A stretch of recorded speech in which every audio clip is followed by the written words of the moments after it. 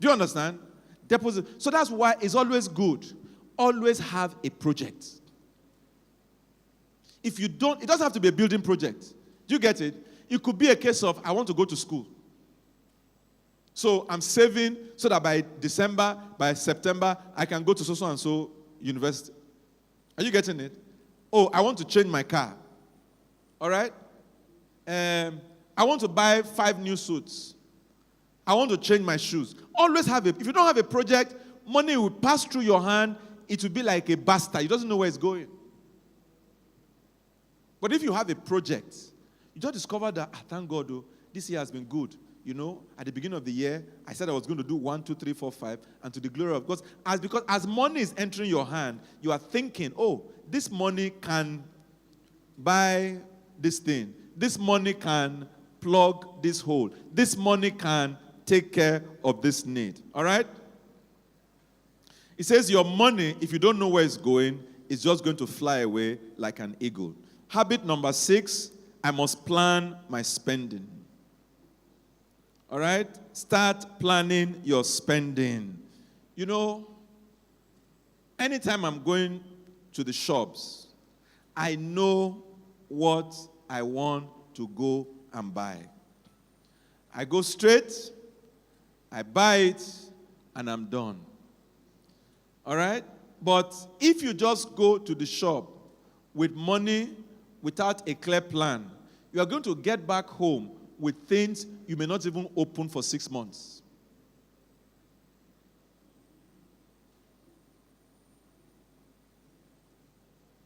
When you spend impulsively, you get it? When you spend impulsively, it's dangerous. In other words, you just spend. You know, I used to know a man. Oh, wow. That man's story is a sad one. I've known that man. On Monday, he has millions of naira. He was in the dredging business. Those days when money was money. On Monday, he has millions of naira. That is, he can just walk into a showroom and buy a car. That same man on Friday can be asking you money for transport. At least I experienced boom and bust for him about 3 or 4 times. On Monday, brethren, do you know what it means to walk into a showroom and just say, you know, you go, no, I'm not saying to buy slippers or car. You walk into a showroom and you are saying, how much is this one? Okay, and this one, I think I'll take this one. All right, okay, I'll take this one. And he will pay for it. That same man, by Friday of that week, can be begging you for transport money. That's a curse of the highest dimension. I'm telling you, I knew him. All right? So if you don't plan, and what is planning to spend? It's a budget. I always tell my children that, do you think it's a miracle that every time you are going to go to school, your school fees is ready? Do you know how come? Because I recognize that in 3 months, I must pay this money. So I've been saving for it. I've been keeping money aside. It's not automatic that when it's time for school, boom. You know when you watch cartoons and real life are not the same.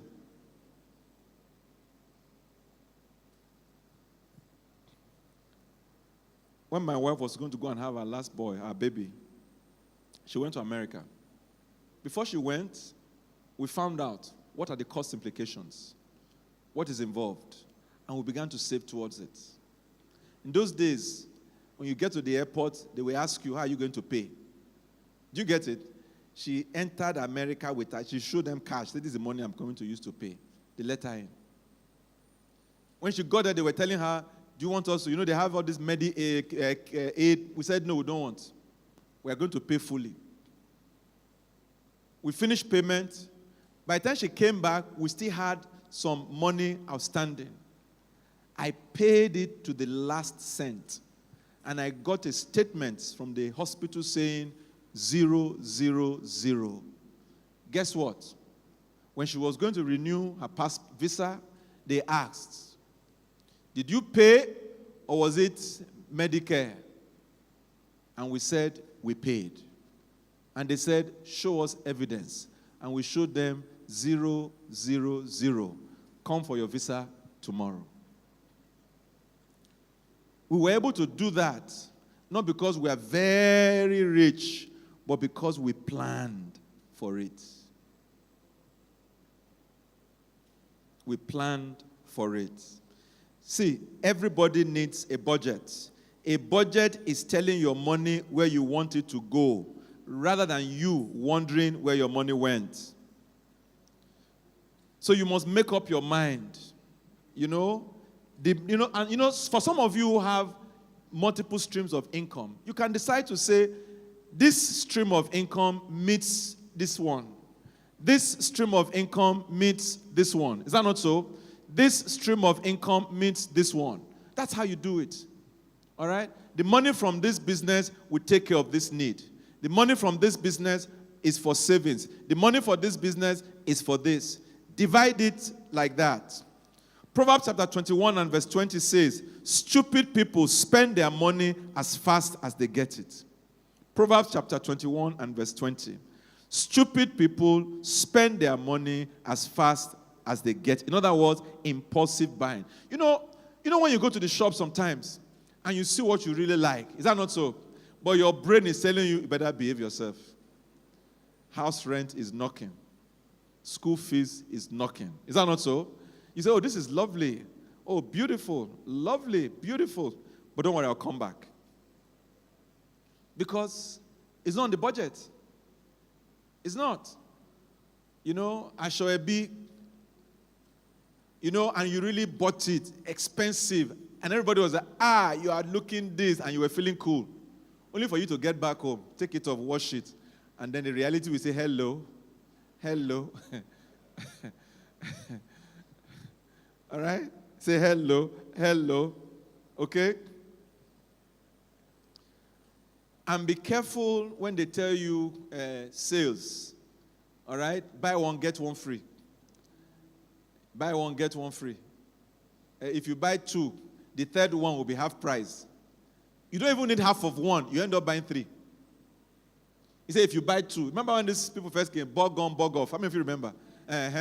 Bug on, bug off. I will bug on, bug off all our money. Yeah. Proverbs 21 verse 5 says, plan carefully and you will have plenty. If you are at it too quickly, you will never have enough. It says, and 21:5, it says, good planning and hard work lead to prosperity, but hasty shortcuts, they will lead to poverty. All right? Habit number 7,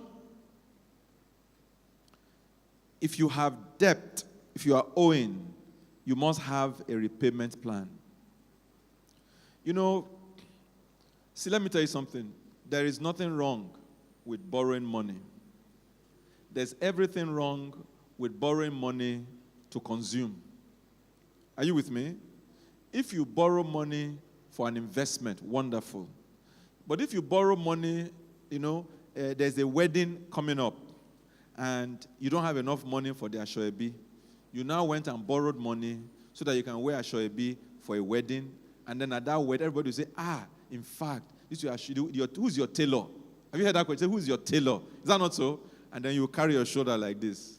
You say, who's your tailor? You say, my tailor sews blouse 100,000 naira. You say, You say, yes, you buga, on borrowed money. But if you borrow money for business, why not? And then when you are borrowed money, typically sometimes you now must create a payment plan. I borrow, but I pay back. Are you getting it? And I borrow for business. I borrow and I pay back. And I have a payment plan. And sometimes you may not be able to pay back at once. The key, anybody who lends people money, whether it's a bank or a person, once you show, Once you show commitments and you are paying back, all right? I know somebody who got a credit card, all right? So the person, use the credit card and pays back. Use the credit card and pays back. Suddenly the bank called and said, we're increasing your credit limit. All right? The person used the credit card and paid back. Use the credit card and paid back. Next thing again, we're increasing your credit limits. What do you think is happening? They are rewarding you for the fact that you borrow and you pay back. Please, ma, you will add open banking to that presentation next week. How many of you have heard of open banking? Raise your hand if you have heard of open banking. Where are you? Nigeria is changing, no? All right? Nigeria is changing. So, for example, open banking means that even though you have an account only with GTB, Fidelity Bank now has access to all your information. They know that you borrow from GTB and you paid back, or you borrow from GTB and you ran away. That's layman's explanation of open banking, but Pastor Mrs. will tell us better next month. I don't want to pretend I know what I don't know. All right? So we are saying pay back. And that's part of the reason why we have started the Job project. What is the Job project? Very simply put, once upon a time, you were doing well. You had money. And then life happened. And now things are not looking as good as before. The Lord has given us a word, 2 years, starting from this month. This is May 2025. If Jesus tarries between now and May 2027, if you will follow through, then you should be out of the woods and back up. And from this period, we will meet once a month. We'll pray together. I will share a little bit more about financial principles, and you will go and put them to practice. And before you know it, things will change for the better. That is the idea behind the Job project. If you have signed up already, that's fine. I have a meeting with the pastors later today. I intend to introduce it to them. By tomorrow, we will close the portal, and then we will start the journey. All right? So if you are interested, you still have between now and tomorrow to sign up. Everything about the Job project is on our WhatsApp group. All right? So if you are in debt here, I can tell you by the Spirit of God, that debt will get off your neck. Either by as you are paying it little by little, or by a divine work of God. Either which way, the debt will be cleared. All right? And I don't care how much it is. It is not the size of the debt. It is the size of your God. Okay? So take note of that. So you can be free from it. Proverbs chapter 3, verse 27 says, don't withhold the repayment of your debts. In other words, if you are in debt, you need to pay and pay it down. Romans chapter 13, verse 8 says, let no debt remain outstanding. All right? And now, sometimes people make a mistake. You borrow money, and every month you service the interest, not the principal. Do you see? You borrow money, 10,000 naira. Let us assume that the interest on that money is 2,000 naira every month. All right? And so every month you are paying 2,000 naira. It means that the 10,000 naira that you are owing is still standing, waiting for you. Are you with me? Yes. That's what the Bible says when it says no debt should be outstanding. Means you are only servicing the interest.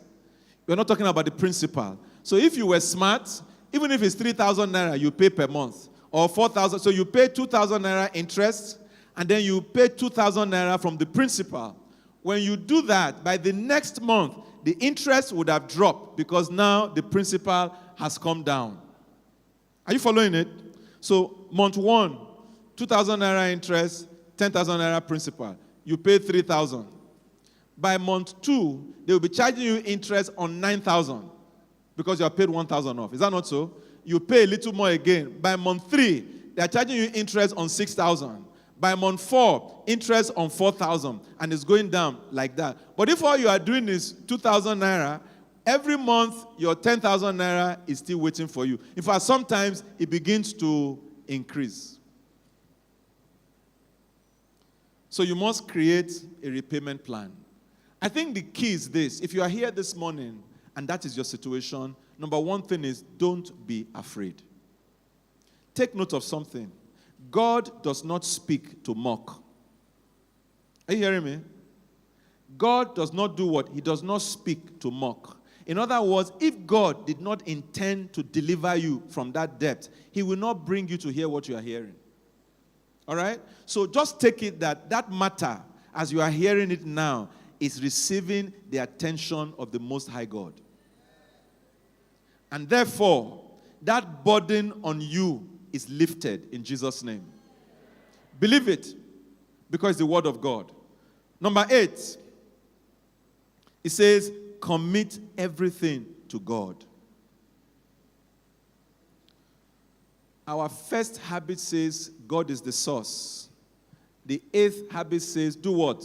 Commit everything to God. You know that scripture that says, he's the author and the finisher, the Alpha and Omega, the beginning and the ending.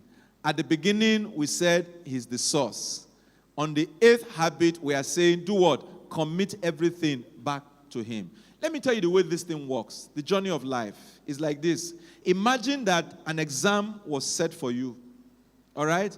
God is the one that set the exam. Yes? God is the invigilator. It is the same God that will give you the answer to write. It is the same God that will mark the scripts. That should be the story of your life.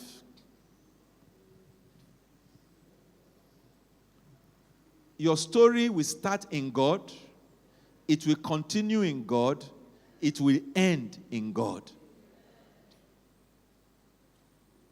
That is the way you can be sure that your tomorrow will be all right. That's why I told them when I was leaving that place, I said, my name is Noruwa Edopolo, the one helped by God. Because my beginning, the continuation, and the ending of my life is God. People ask me, say, how did you do it? And when I tell them that, in all sincerity, I don't know. Sometimes they think I'm lying, but it's the truth. I'm telling you, brother, it's the truth. It's the truth. I sometimes am as amazed as the next person when we see what God is doing. Some people can tell you that, oh, it's their pedigree. You know, I went to Harvard. Many years ago, I did a training for 7-Up. I think I've told you that story before. Before the job, they were afraid. The man kept telling me, the HR manager, Pastor, he was afraid. Are you sure you can do it? I said, oh, God, relax. Leave me and God. So after I finished boasting, I went to God. I said, Lord, I've told them I can do it. When I get there, don't embarrass yourself. Oh. Brother, when I got there, the MD of 7-Up was writing all through. Writing as I was talking. I said, I must be saying something. The guy was writing. So during lunch, one Rainbow man sat next to me. He said, where did you study? I said, Obasaki Primary School. I knew where he was going. Do you get it? As if to say, Oxford, Cambridge. And no, I said, Obasaki Primary School. He looked at me as if, Obasaki Primary School. I said, yes. He doesn't understand that it's not Obasaki or Harvard, it's God. The HR guy was almost hugging me after the program. He said he has never seen his MD making notes. How will he not make notes when I've shabaked? Mantelebo sataya baba. Rekete sete librade. He must make notes. So commit it unto the Lord. This whole journey about financial freedom, etc., etc., etc. Let me tell you the truth. There is nothing you have heard that you can do by yourself. Nothing. If you could do it by yourself, you wouldn't be here. And you know one thing about making money? At the end of the day, the race is not to the swift, nor the battle to the wise or the strong. It is God. I'm telling you. What was that boy's name? The one that goes in and out of prison. That does boxing. What's his name? Portable. Do you know how rich that guy is? Portable. Didn't go to school, though. You can tell that if he was by education, Portable should not even be able to afford 1 kobo. And that's life. That is life. Portable has featured at the NBA, Nigerian Bar Association, that they will even let me and you enter with our PhD. Do you know? They hosted Portable MBA. And that's why in this journey, this thing we're talking about, some of you now, you are humble because money has not come. I hope when money comes, God will still remain God in your life. Because you know, poverty can humble people. Oh. Yeah. That's why sometimes I see that in the developed world, if you meet true Christians, they are truly Christians. They are not going after God for what they can get. Because their society has, you know, the poor man there is like the rich man here. Do you know? If you go abroad, everybody goes on vacation. Everybody. From the bus driver to the millionaire, everybody goes on vacation. Everybody will get a house. So the system is so well arranged that you don't need to be stupendously rich to have a good life. Do you understand? You don't. So if you meet people there who are, some of us here, if money should hit your hand, hey, angel will not catch you. Money. Say, Pastor, I'm coming. Pastor, I'm coming. Because small change has entered your hand. All this humility we are seeing now is because things are tough. I pray that the day you can sit down like this and millions are sweating in your account, that's when you know you are born again.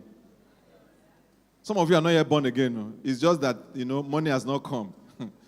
That, you know, millions are sweating in your account and you can still do usher. You can still do chorister. That's when you know you've arrived. All right?